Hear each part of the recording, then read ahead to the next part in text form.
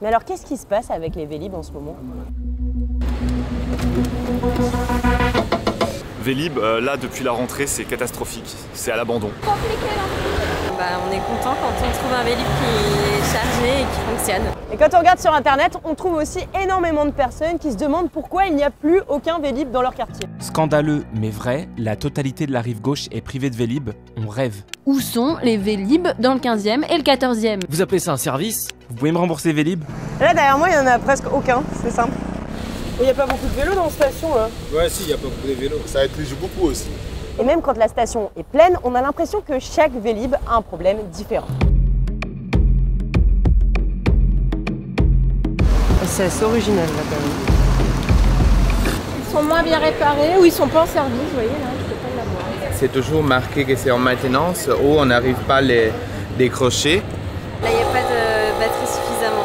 Les électriques qui marchent presque jamais. Soit on a des problèmes de dérailleur, de vitesse, de frein, les freins couinent tout le temps. On a essayé de questionner l'entreprise Move & Go, c'est l'opérateur des Vélib à Paris et tout autour, mais malheureusement, ils n'ont pas trouvé qui que ce soit pour nous répondre rapidement. Alors on a posé la question au syndicat Autolib Vélib qui gère ce service public, et ce qu'ils expliquent c'est que les Vélib sont victimes de leur succès et qu'ils sont complètement en surchauffe. Alors, objectivement, on a remarqué déjà une très forte utilisation des services pour le mois de septembre 2023. On est à 172 000 courses par jour en moyenne. On est à 15% de plus que l'année dernière. On a observé parallèlement une baisse du nombre de vélos disponibles. On est passé de 18 000 à 16 000, ça lui manque à peu près 2000 vélos, quoi. Le nombre de courses qui est fait par jour par chaque vélo est très important et du coup ça a un impact sur la maintenance et finalement ça a un impact sur le nombre de vélos qui circulent. Plus les Vélib sont utilisés, plus ils sont usés, et plus ils sont usés, moins il y en a. Et moins il y en a, plus il y a de pénurie et donc de mécontents.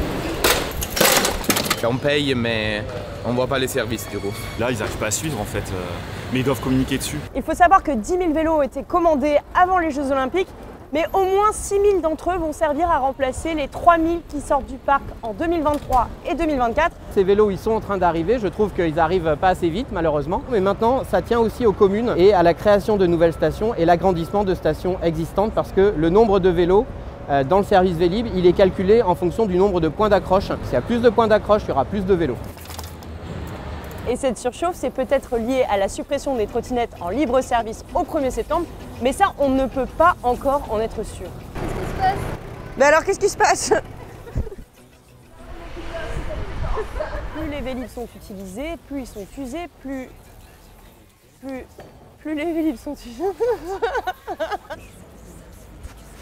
Comment on fait maintenant? Eh ben, je fais mes fessiers.